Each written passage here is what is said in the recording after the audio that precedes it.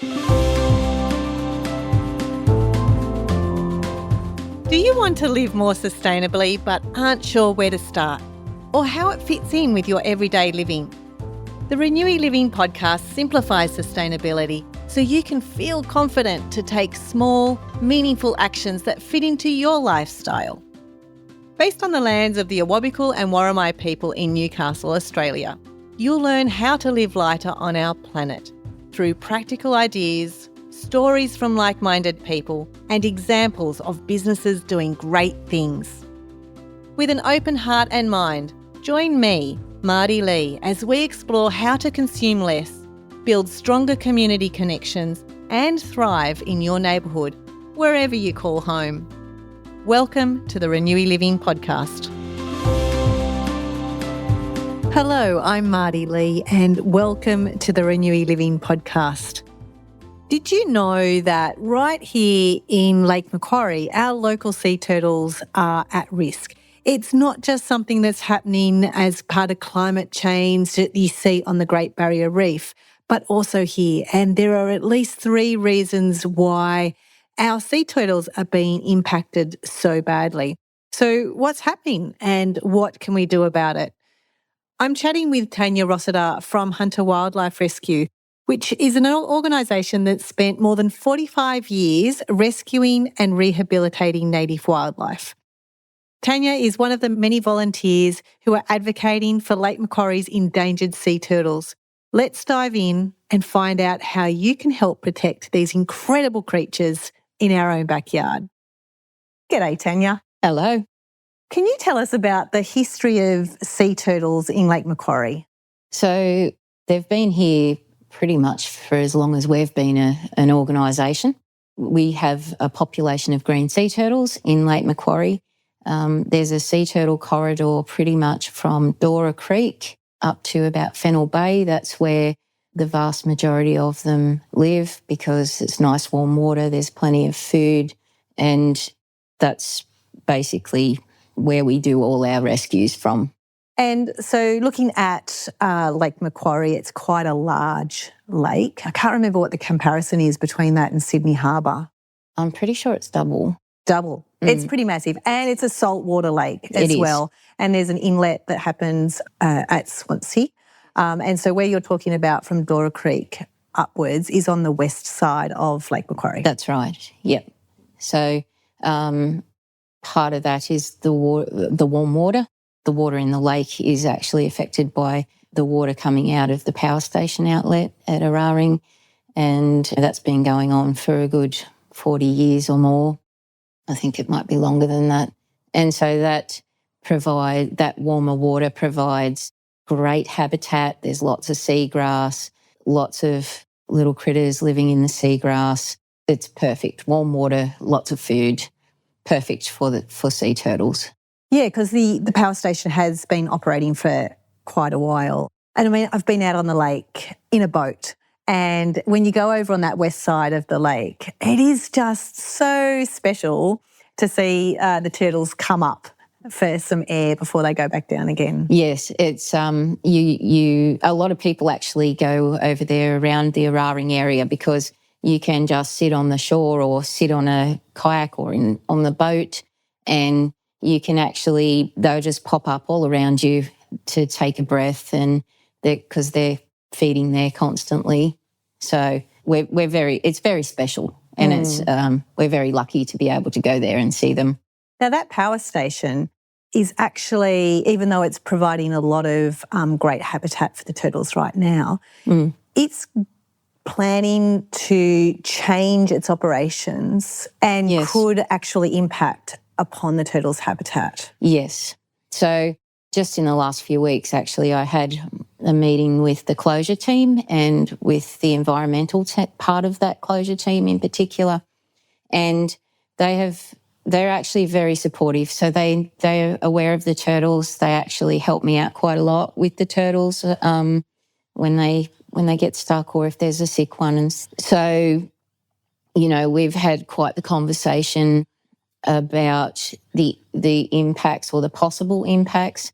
And so that was a very positive meeting, and they are keen to do what it takes to make sure that the impact on the biodiversity in the area is minimised.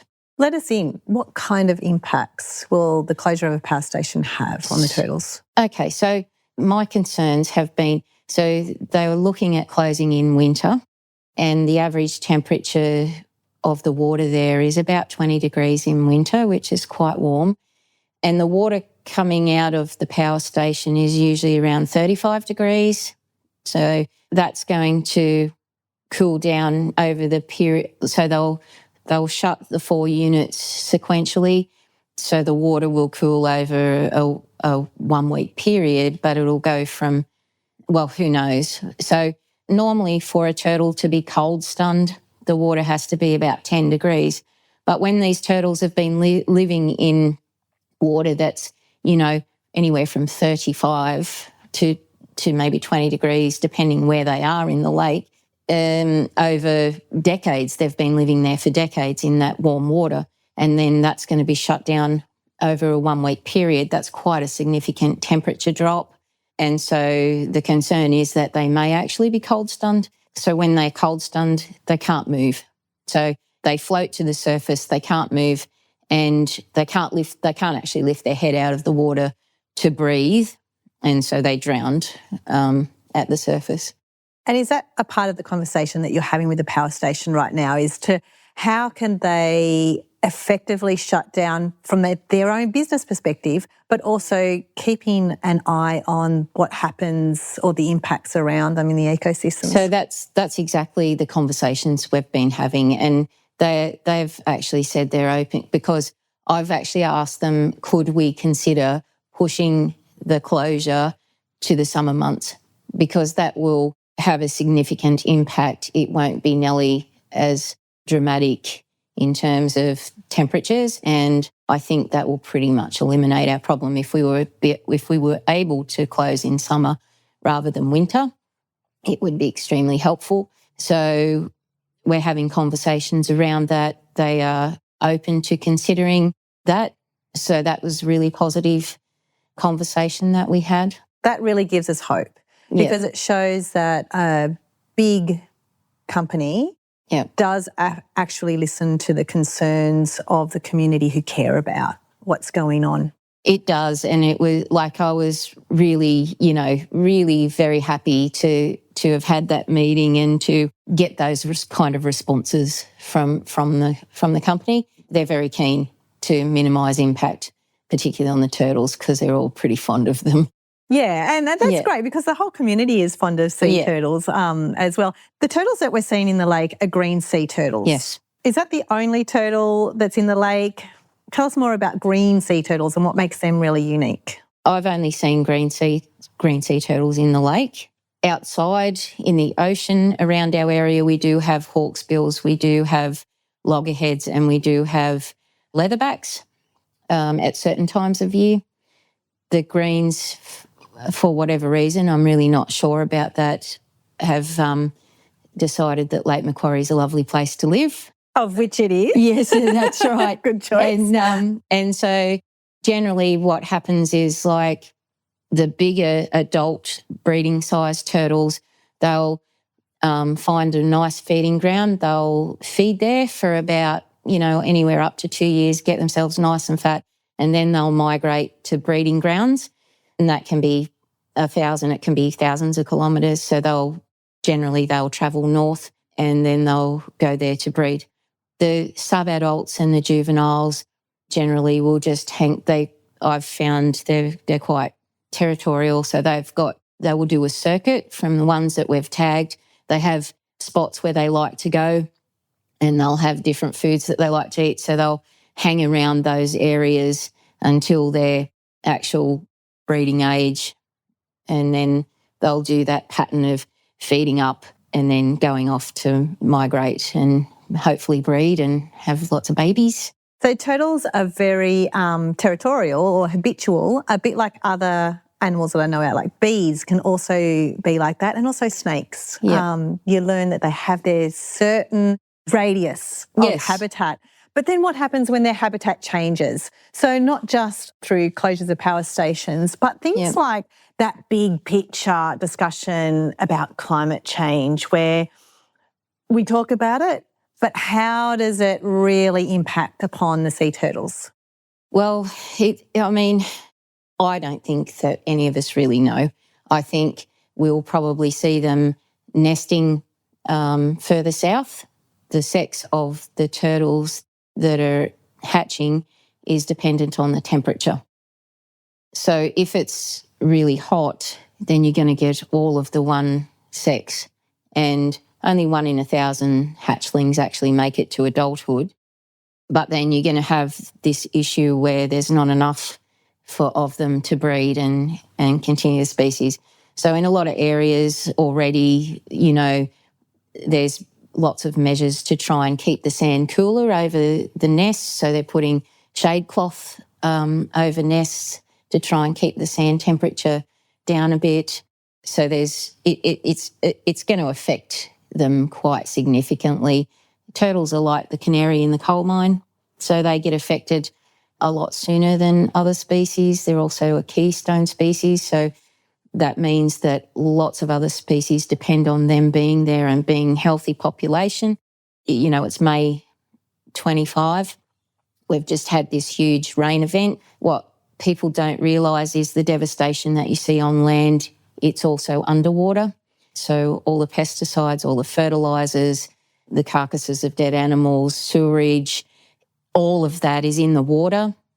It also destroys all their food, seagrasses and things like that. It all wipes it all out. And so, generally after an event like that, in the past, you get, after about a month or so, maybe a month or two, you start to get an influx of turtles, and they've got quite awful infections. And that's due to essentially the rain is natural, but a part of that is the human impact. That's right. As well. Like when you were saying, things come from the land, they end up in the water, as well as all the other pollutants that happen. Yeah. And you don't see it here and now. No. So in a month's time, what kind of things will you be seeing that has impacted the turtles? So in the past, what's happened is after a big rain event, it takes a little while for the infection to get hold. They're really actually a very tough animal. But after a while, the infection takes over. So, we had, in the past, have had turtles with, their eyes are swollen closed with, they're just, these infections in their mouth with all the flesh rotting and stuff like that.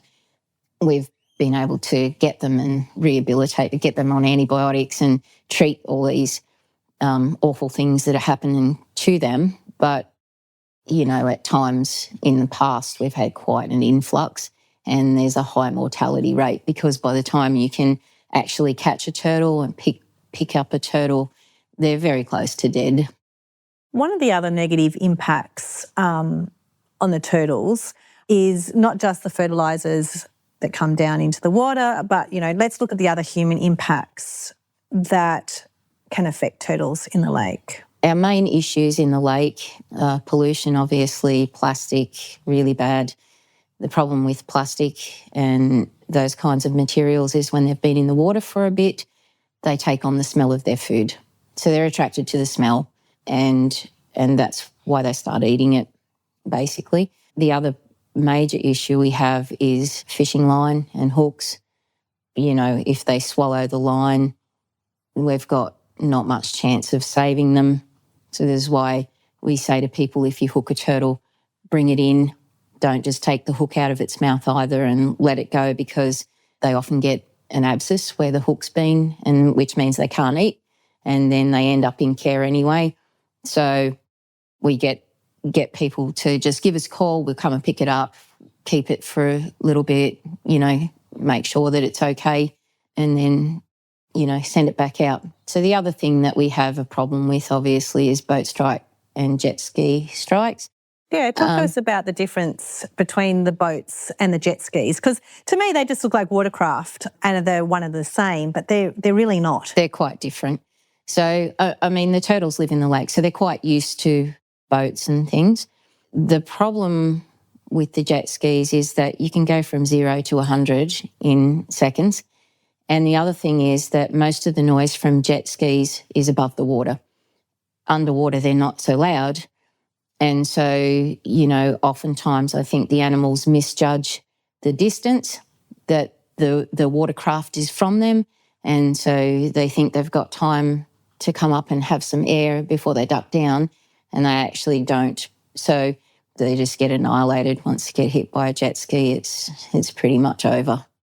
My heart is just sinking when you're telling me this. Your mission is really important to help rescue these turtles, and I know that community members can phone you for helping out these turtles that are in trouble. It's really important that they phone you rather than trying to think that they can do it themselves. The phone number and details for Hunter Wildlife Rescue will be in the show notes of this podcast for you. Thank you. But you're very welcome because you're doing such a great job. So let's move into what is the future and the hope for the turtles in the lake? Well, we're very much hoping that it's that, moving forward with the closure of the power station and all of that, that we can do a smooth transition. I think it'd be really lovely for people to actually know that they're there and be able to interact with them, be able to watch them. It's really very, very special, very privileged we are to be able to be that close to them. And they're such an incredibly beautiful animal. They're just amazing. I mean, they know exactly where they are on the earth. They can use the angle and the strength of the magnetic field to actually know exactly where they are. And it's interesting because some of the ones that we've released and had trackers on, you can release them a long way from where you pick them up and they go straight back. So it's quite funny. They know where their home is. They know. Yeah. I remember you telling me a story when we weren't recording about a turtle that was quite injured and in its migratory process actually had some good news come out of it. Yes, so we had a turtle that came into care, had lost one of her front flippers from a fishing line. So we rehabilitated her and put her back out there, and she was tagged and stuff. And a couple of years after her release, she actually migrated and went up to Queensland, mated, laid some eggs. Some volunteers up there took a tag number. So we knew that she'd been up there and was able to breed, and hopefully she's back swimming around in the lake. But, yeah, that was a great story. We're very happy to have seen that. It makes all your conservation efforts quite rewarding to see. Yeah. It's often, as I said, the mortality rate's really high. So when you see these stories and you see these turtles that you release having a wonderful life and doing their best, having their best turtle life, it's fabulous. Not long ago we released one. It actually spent some time at Taronga Wildlife Hospital, and we released her out off Sydney, and she's actually settled in down there at Shelley Beach and for the minute, and has made a friend. So she's got a turtle friend, and I got some very lovely photos of her hanging out. Oh, and the smile on your face when you're sharing that story is beautiful. It's so good to hear how important our natural animal world is and the impacts that we have as humans into our ecosystem, and what we can actually do to help these sea turtles stay lovingly and livingly in the lake. Everything we do makes an impact. And so I guess you just have to think about what impact you want to make. So you can't not make an impact. So let's make it a good one for the environment, because by making good choices for the environment, it's making good choices for us as well, because we're all interconnected. It's not, we're part of it. So let's just make good choices. We all know, pick up your rubbish, like we bang on about this all the time, reuse, recycle. And I think we've said that till we're blue in the face. Yeah, I don't know.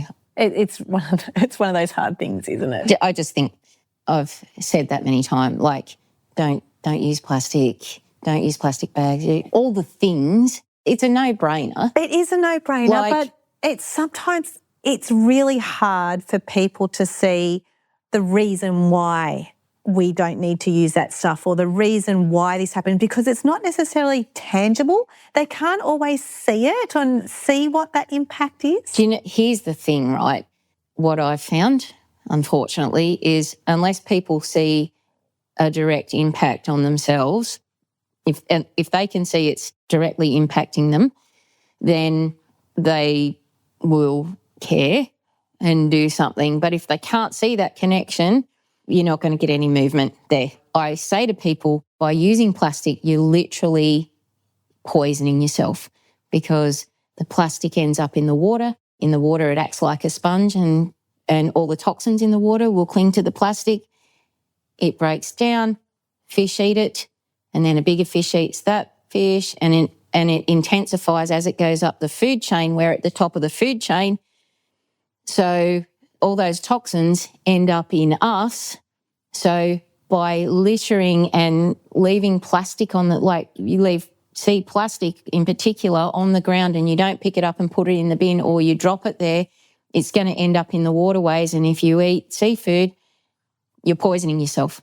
It's still really hard, isn't it? Like, to think about it, because you have to go back to biology or whatever we did in primary school or high school to understand that cycle of the little fish, and the big fish eats the little fish, and then the bigger fish eat the bigger fish, and then it impacts upon us. But again, that kind of stuff might not show evidence until decades down the track. That's exactly the problem. That's exactly the problem, because you can't see an instant consequence.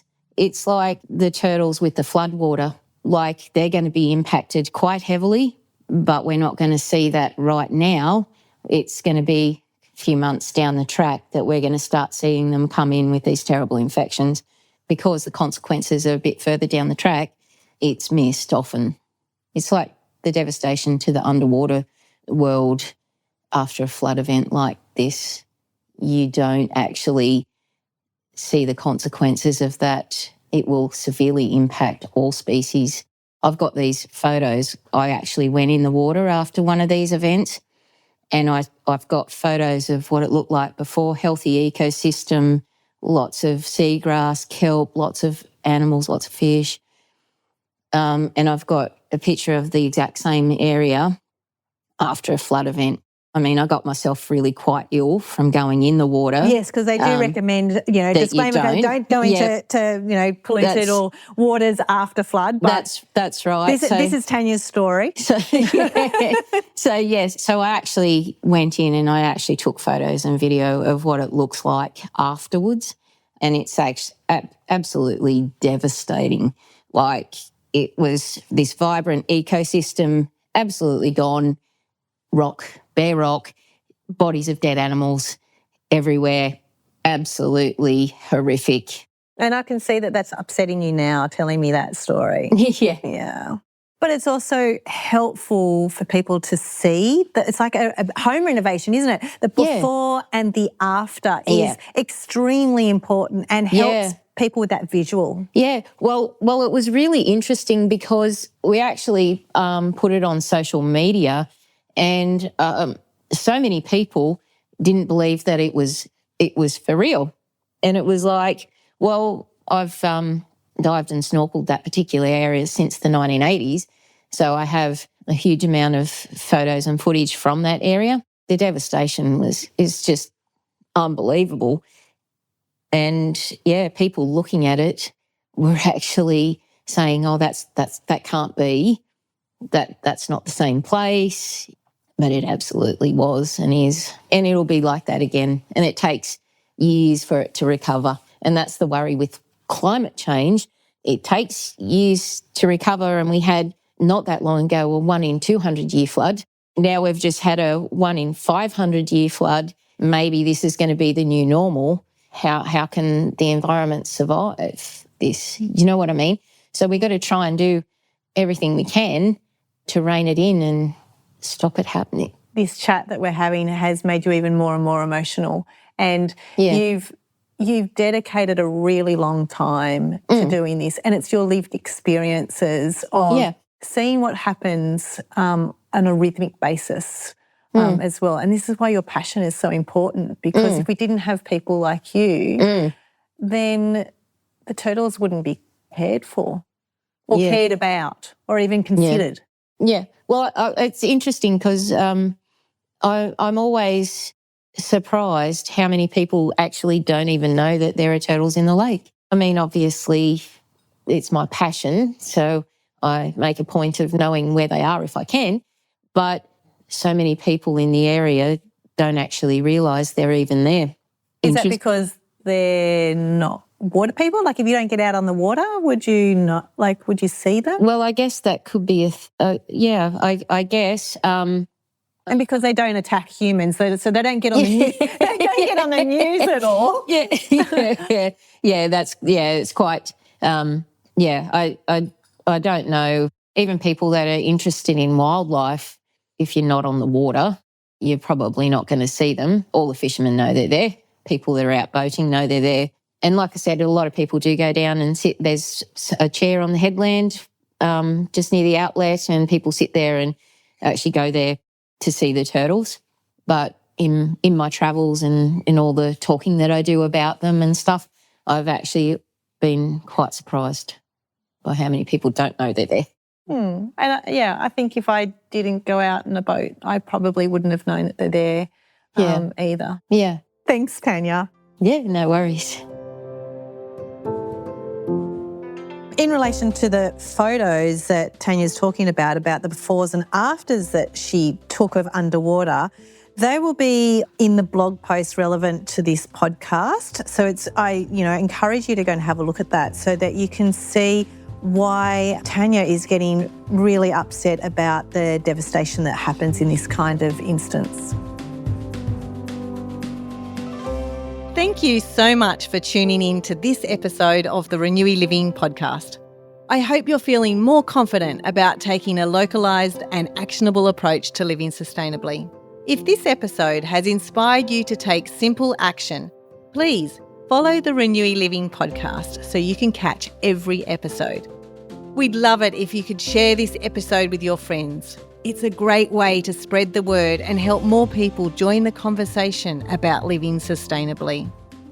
You can even send me an email with the episode that really made it for you. Hearing your positive actions for change helps me understand how these stories work within our shared communities. Head over to my website, renewyliving.com.au, for the show notes and blog posts from this episode. I look forward to sharing more stories from the people of Newcastle as we delve into our community's diverse social and environmental practices for positive planetary change from a localised perspective.